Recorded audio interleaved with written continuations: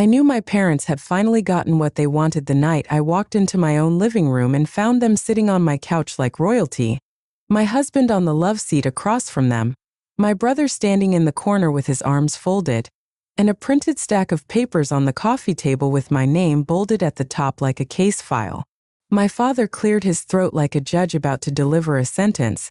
My mother clutched a box of tissues she didn't need yet, and my husband, Mark, wouldn't even look me in the eye.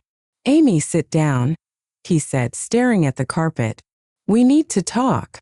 My first instinct was to laugh because it looked like a bad intervention scene from an old made-for-TV movie, except this was my actual life, my actual house, the one I helped pay for with actual overtime shifts.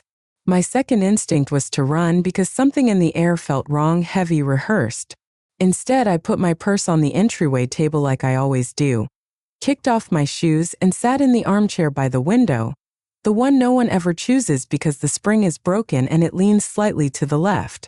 I guess that tracked. "What's going on?" I asked, looking from one face to another. "Is someone sick? Is this about Dad's blood work?" My dad shifted, his belly pressing against the buttons of the shirt I'd bought him for Father's Day. "This isn't about my health," he said stiffly. "This is about yours." Mom let out a little broken sob, one of those practice ones where no tears actually fall yet. "Oh, Amy," she whispered. "We're just so worried about you. About the kids. About Mark." Mark flinched like his name itself hurt. My brother, Jason, let out a slow breath and stared at the far wall, clearly wanting to be anywhere else. "Worried about me, how?" I asked. "Because last week you told me I was strong as a horse and too proud to ask for help in the same sentence, so forgive me if I'm confused." Dad picked up the stack of papers and thumped them on the coffee table. I caught a glimpse of the top page, lines of text, bullet points, dates. My stomach dropped. My mother's handwriting was all over the margins in blue ink, little underlines and exclamation marks. "We've been keeping track," she said, following my gaze. "Just for a while now, so we could show you. So you couldn't say we were making it up." "Show me what?" I asked. My voice came out steadier than I felt. "Your outbursts," my father said bluntly. "Your temper. The way you talk to your mother. The way you talk to your husband. The way you talk to those kids." "Those kids are my children," I said, heat rising in my chest. "And I talk to them like a parent whose house is on fire half the time because you two keep playing with matches." Mom gasped like I'd slapped her. "You see," she whispered to Mark, "this is what we mean. She makes everything our fault." Mark scrubbed a hand over his face. He looked exhausted, older than 48. "Just let us get through this, okay?" he said to me. "Please, just listen." I swallowed hard. "Fine," I said. "You've got the floor." Clearly. Dad picked up the top page and started reading like he was testifying in church. "June 3rd, he began. "Amy yelled at her mother in front of the children, told her to get out of my kitchen, and called her a guest who forgot this isn't her house. Children appeared distressed and left the room." He flipped the page. "June 11th.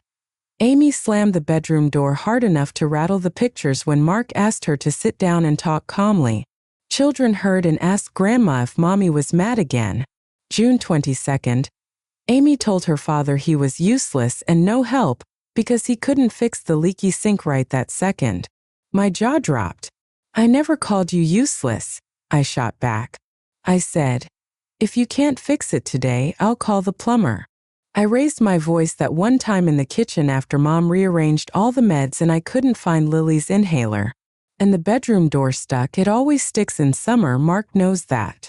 "Amy," Mark said quietly, "that night you slammed it because you told me my feelings were too loud and went to bed while I was crying in the hallway." I snapped. "But sure, let's write that down like a police report without any context." Mom shook her head, pressing the tissue to the corner of one dry eye. "There's always an excuse," she murmured. "Always a story. You used to be such a sweet girl. I don't know what happened to you." I laughed then. I couldn't help it. It was a short, ugly sound that made everyone flinch. "You moved in," I said. That's what happened. Jason's eyes flicked to mine, something like sympathy flashing and then disappearing behind a wall of resignation. He knew. Of course he knew. He'd seen this movie before. This isn't about us living here, Dad said firmly. We are guests in this home. You've been guests for 18 months, I cut in. In a house we agreed you'd stay in for 2 weeks, maybe 3 tops. We lost everything in that flood, Mom said sharply, the tissue dropping into her lap as real tears finally appeared. Our home, our memories, decades of our life. And our own daughter thinks it's an inconvenience to take us in. Mark spoke up then for the first time with any real volume. Amy, stop, he said. They had nowhere else to go. They had Jason, I shot back. They had a perfectly good son with a 4-bedroom house 20 minutes away. But somehow it was me they called at midnight from the motel, not him. Jason winced.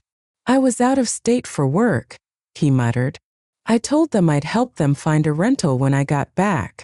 And Mom said rentals were for other people, I said, mimicking her tone without meaning to. We don't want to be a burden, honey. Just a couple of weeks till we figure things out. You're making us sound manipulative, Mom said, wounded. We just wanted to be with family in our time of need. I stared at all of them, at the stack of papers, the Kleenex, my own husband's clenched jaw. Okay, I said finally.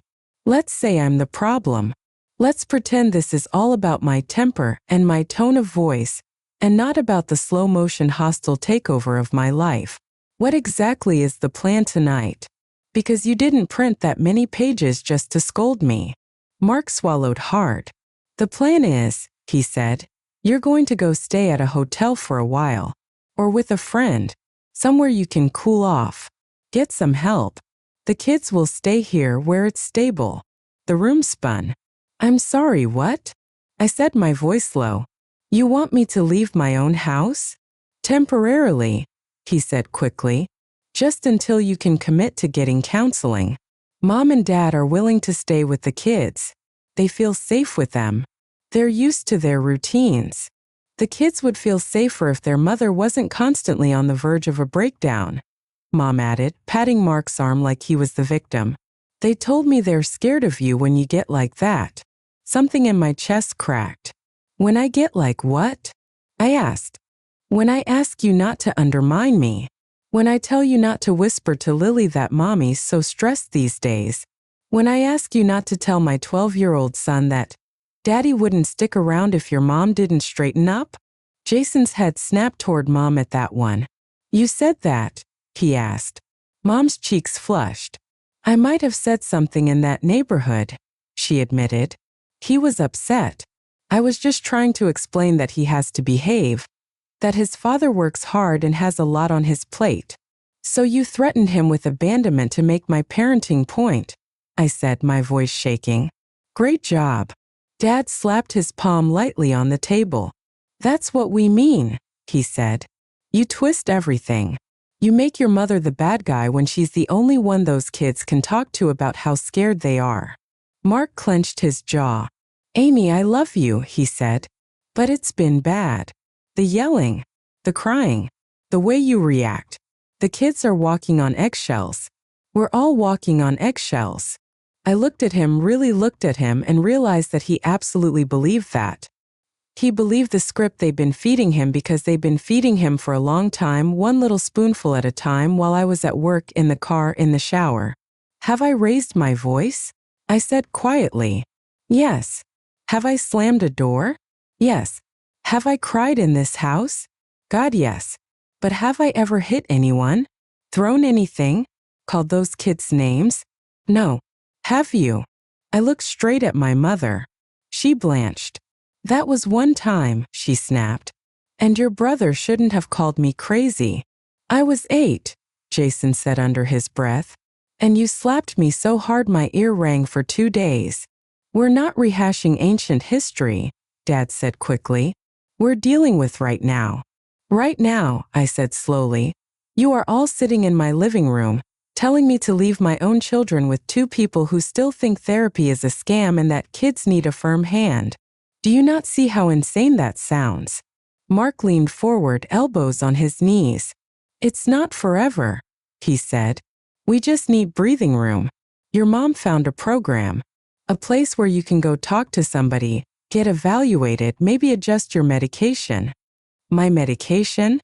I repeated. What medication?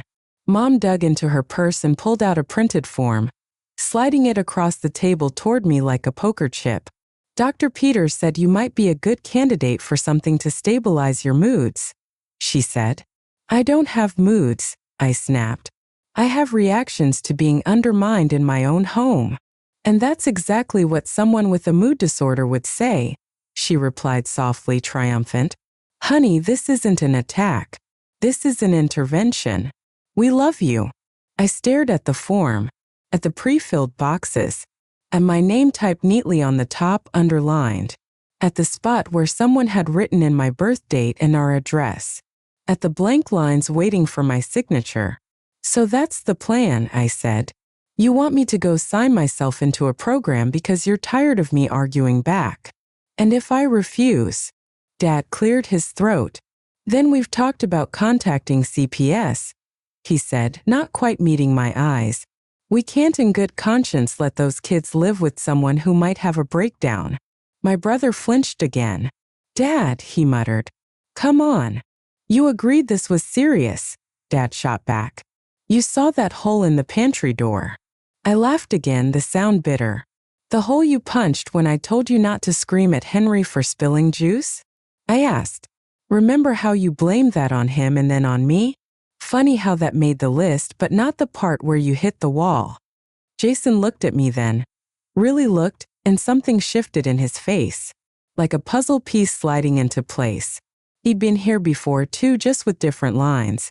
I'm not signing anything tonight, I said, standing up. I'm going to go check on my children, and then I'm going to go for a drive, and when I get back, you and your stack of reports better not be in my house. If you walk out that door without agreeing to get help, Mom said, her voice trembling with righteous fury, you are abandoning your family. I stared at her. No, I said. You moved into my home and spent 18 months telling everyone in it that I'm unstable. You have been trying to replace me as wife and mother since the day you unpacked your Tupperware. I'm not abandoning anyone. I'm finally stepping out of the triangle you built. I walked down the hallway to the kids' rooms, ignoring Dad's muttered, there she goes, always dramatic. Lily was in bed, eyes wide open, earbuds in. Henry was on his stomach, pretending to read, his little toy car parked on the pillow. They both looked up when I came in. Hey babies, I said, forcing my voice to stay soft. You okay? Grandma said you were mad at us, Henry blurted. Because we like it when she makes our lunches. My throat tightened. I am not mad at you, I said firmly. At all. I love you more than anything in this world. Grandma and Grandpa are upset with me, not you, and that is not your fault. Lily chewed her lip. Are you leaving? She asked. Grandma said sometimes mommies need breaks.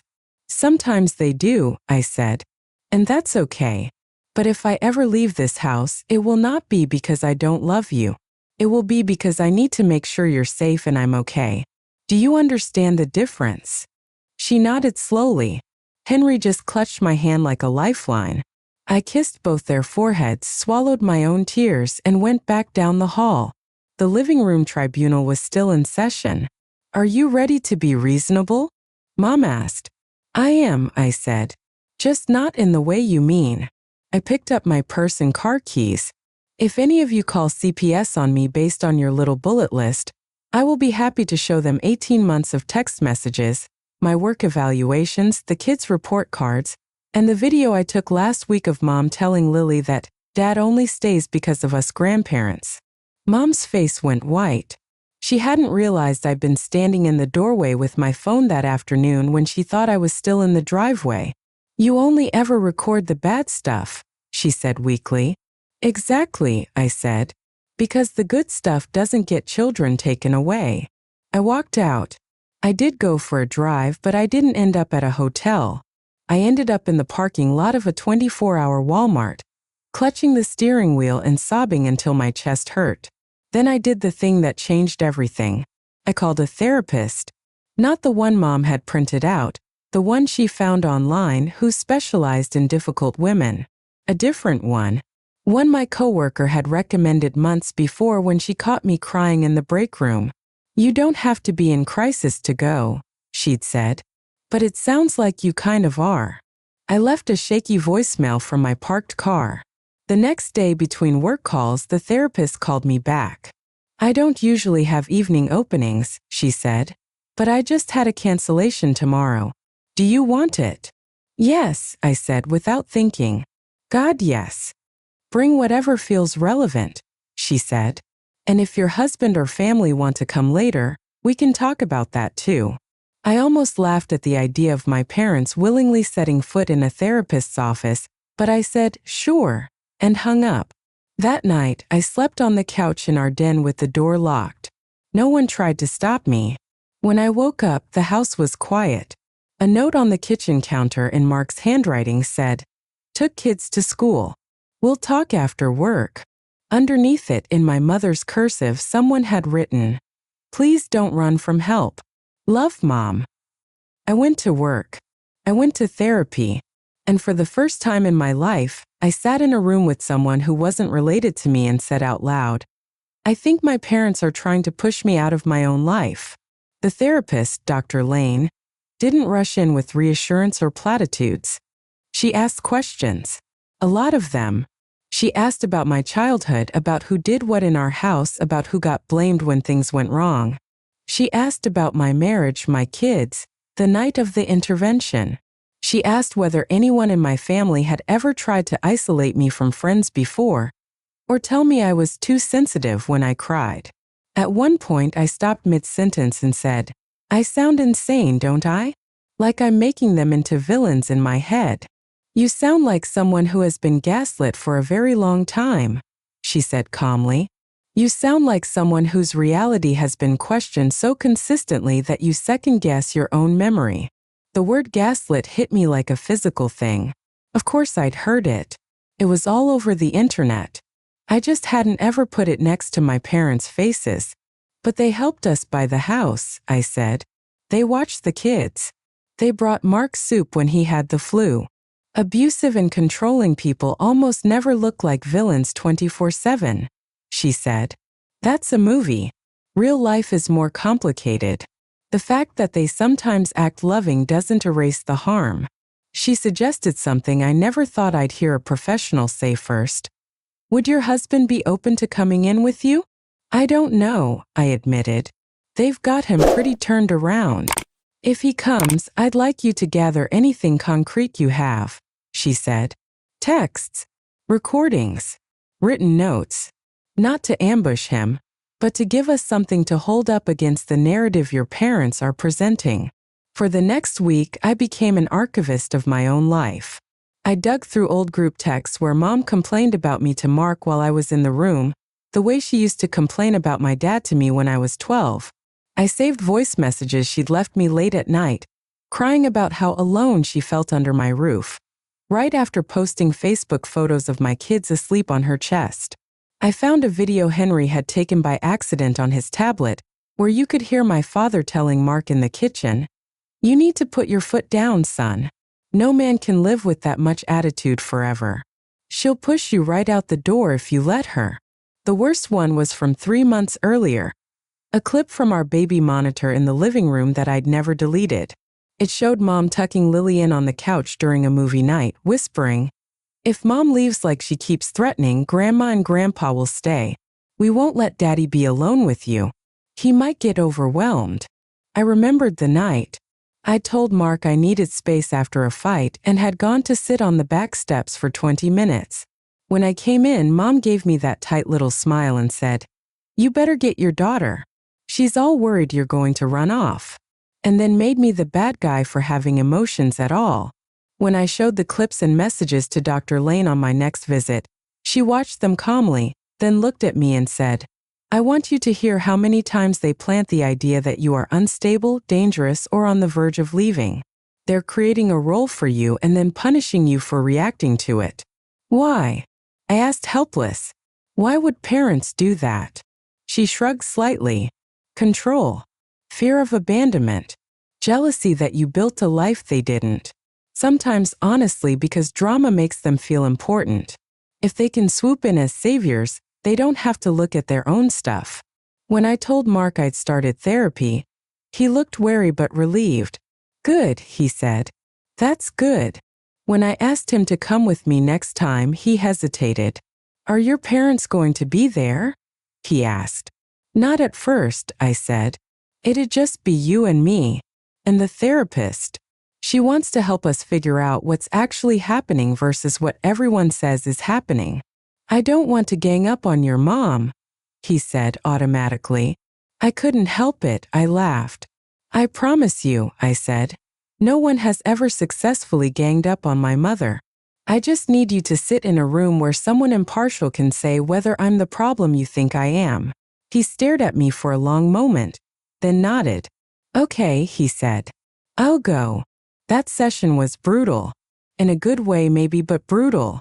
Dr. Lane asked Mark to describe the night of the intervention.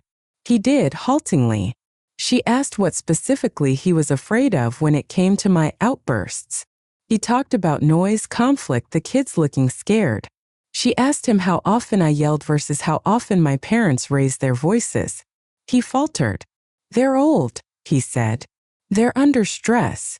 So is your wife, she said mildly. Then she asked if he'd be willing to watch a couple of videos. He agreed. I sat there, heart pounding, while my husband listened to my mother quietly undermining me on a baby monitor recording he didn't know existed. I watched his face when he heard my father tell him that no man can live with that much attitude, and that he needed to think about his options. I watched the moment his expression shifted from defensive to horrified. When was this? He asked, looking up, voice hoarse. 3 months ago, I said.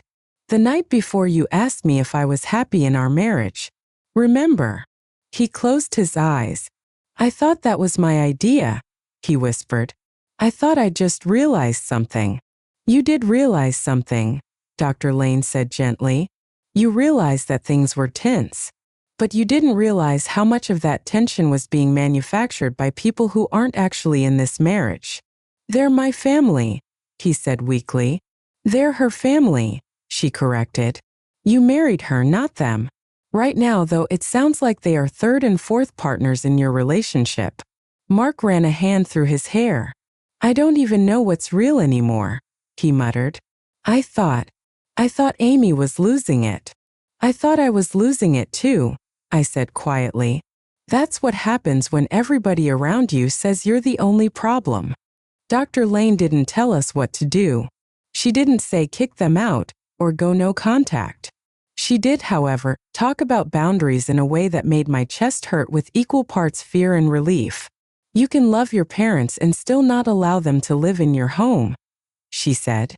You can appreciate the help they've given and still say, no more. And you can tell CPS your side if they decide to make that call. They don't get to hold that threat over your head forever. That night, Mark and I sat in the car in the driveway for a long time before going in. If we ask them to leave, they'll never forgive us, he said. If we don't ask them to leave, I said, I don't think this marriage will survive another year. The kids were in their rooms. The house smelled like meatloaf in my childhood. My parents were in the living room watching some crime show. Mom muted the TV when we walked in. So, she asked, looking from my face to Mark's, did the nice doctor fix our girl? Something in me snapped into focus. We need to talk, I said, hearing my own voice from that first night but steadier now. All of us. Mark took a breath. Mom, Dad, he said slowly. We appreciate everything you've done. Moving in, helping with the kids. But this arrangement isn't working anymore. Mom's hand flew to her chest. You're kicking us out, she demanded. After everything we gave up to be here? You lost your house in a flood, I said. That was not our decision. What we offered was a temporary place to land. Temporary turned into a year and a half. And in that time, you've repeatedly undermined our parenting, our marriage, and my sanity. Dad's face darkened. "You've been talking to some shrink who doesn't understand family," he growled. "Strangers can't tell you how to treat your parents." "My parents shouldn't be telling my husband to consider leaving me," I said. "They shouldn't be telling my children I'm unstable. They shouldn't be making charts of my outbursts without mentioning their own." Mom's eyes glittered. "So this is what she said," she spit out. "She turned you against us." Mark shook his head slowly. "No, Mom," he said. "She showed me what you've been saying when she's not around. I heard Dad tell me no one can live with her. I heard you tell my daughter you'll make sure I'm not alone with her. That's not okay." Dad's mouth opened and closed. "You took that out of context," he said finally. "I was just talking man to man." "You were talking about my wife like she was a problem to solve," Mark said. "That's not man to man. That's disrespectful." The argument lasted hours. There were tears, accusations, threats. At one point, Mom went to the guest room and started throwing clothes into a suitcase, dramatizing how we were abandoning them. At another, Dad said, "Fine, we'll go, but don't come crying to us when your life falls apart." In the end, we gave them 30 days. 30 days to find alternate housing, with the promise that we'd help with a deposit on a rental but would not, under any circumstances, reconsider the move out. For those 30 days, the house was a war zone. Mom oscillated between silent treatment and sobbing loudly enough for the kids to hear. Dad stomped around slamming cabinet doors like a teenager. Jason came by a few times trying to mediate, then eventually pulled me aside. "I'm sorry," he said. "When they called about the intervention, I thought maybe you had turned into what they said. That's what they told my ex-wife about me." I blinked. "What?" He looked away. "When Lisa left," he said, "they told everybody she was unstable, that she overreacted to everything, that I was the calm one. But before that, when I was the one trying to set boundaries, they told her I was just like you, too sensitive and too angry. They always need one of us to be the crazy one. I guess it's your turn again." I stared at him, the world tilting slightly. "Why didn't you say anything?" I asked. He shrugged, ashamed. "Because for once it wasn't me," he said quietly. "And I was tired." They moved out on a rainy Tuesday. We helped them load boxes into a U-Haul. Mom cried the entire time, loudly enough that the neighbors peeked through their blinds. Dad refused to hug me, just shook Mark's hand and said, "Take care of those kids," pointedly leaving me out of the sentence. The silence after they left was deafening. For weeks, every creak in the house made me think someone was about to march into the kitchen and comment on my cooking. The kids alternated between relief and guilt. Lily would randomly burst into tears and say, "Grandma says you'll be happy now that you finally got rid of them." Henry drew pictures of our house with two stick figures standing outside in the rain. We kept going to therapy. Mark apologized, not once in a grand gesture, but 100 times in small ways, making the kids lunches without commentary, telling me in front of them, "Mom knows what she's doing," texting me during the day, "You okay?" Like he actually wanted the answer. Things were not magically fixed, but they were quieter, calmer. Mine again. 10 days after my parents moved out, my mother followed through on her favorite threat. Child Protective Services showed up at our door. The social worker, a woman about my age with tired eyes and a polite smile, stood on my front porch with a clipboard. "We received a report," she said, "that there may be emotional abuse in the home, excessive yelling, unstable behavior from the mother figure." I almost laughed. Instead, I took a deep breath and said, "Come in. I had prepared for this. Not because I wanted it, but because Dr. Lane had said, if they call, don't panic. Have your ducks in a row." My ducks were very lined up. I handed the social worker my latest performance review from work, which mentioned my calm leadership under pressure. I showed her the kids' report cards and notes from their teachers praising their participation and kindness. I answered every question honestly. Yes, I had raised my voice. No, I had never hit my children. Yes, their grandparents had recently moved out after a difficult time. No, we did not have any substance abuse in the home. The kids talked to her separately in their rooms.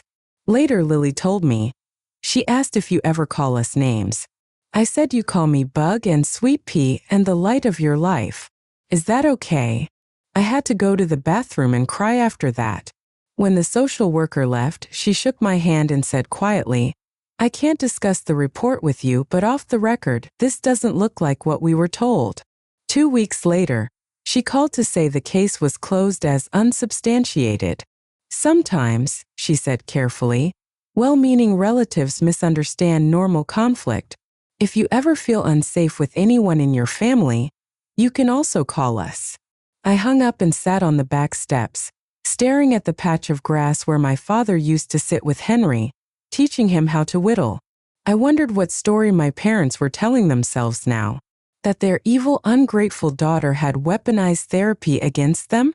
That Mark had been brainwashed by some lady with a couch? That CPS was part of a grand conspiracy to punish them for being honest? We don't talk now.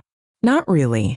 There have been a few texts, a couple of guilt-laced voicemails about holidays, about how family is all you have in the end. I sent them one email months ago laying out my terms. If there was to be any contact, it would be in family therapy first with Dr. Lane or someone like her. There would be no unsupervised time with the kids until we rebuilt trust. There would be no more triangulating, no more threats of CPS, no more interventions in my own home. They never responded. Jason says they complain about me constantly. That I am cold and hard now. That therapy turned me against them. He also says quietly that they seem smaller. Like maybe without an audience the performance drains away. Mark and I are still together. Some days are good. Some days we snap at each other, and then wonder out loud whether it's our voices or ghost echoes of my parents in our heads. The kids are in counseling now too, learning that loving someone doesn't mean letting them lie about you. I still have a temper. I still slam a cabinet door sometimes.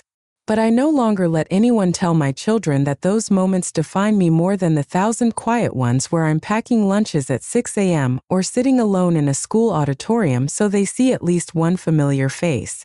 I think about my parents a lot. About my mom's hands, arthritic now, still able to wield guilt like a weapon. About my dad's silence, the way he let her run the show even when it meant running his own daughter off the stage. I think about the night of that intervention, the way they weaponized my worst moments and erased theirs. And I think about the fact that, in the end, I am the one who stepped out of the script. So here's my question to you all strangers who don't know my mother's meatloaf or my father's laugh, or the exact color of my living room walls. If your parents moved into your house for 2 weeks, slowly took over your kitchen, your kids, your marriage, started telling your spouse you were unstable, telling your children you might leave them, kept a notebook of your worst moments and then used it to try to push you out of your own home for everyone's good. Would you do what I did? Would you kick them out, risk being called ungrateful, risk them calling CPS on you, risk tearing your extended family in half in order to reclaim your life and your role as a parent? Or would you swallow it, keep the peace, keep letting them run the show until one day you look around and realize you're the guest in a house that legally still has your name on the mortgage, but emotionally doesn't feel like it belongs to you at all?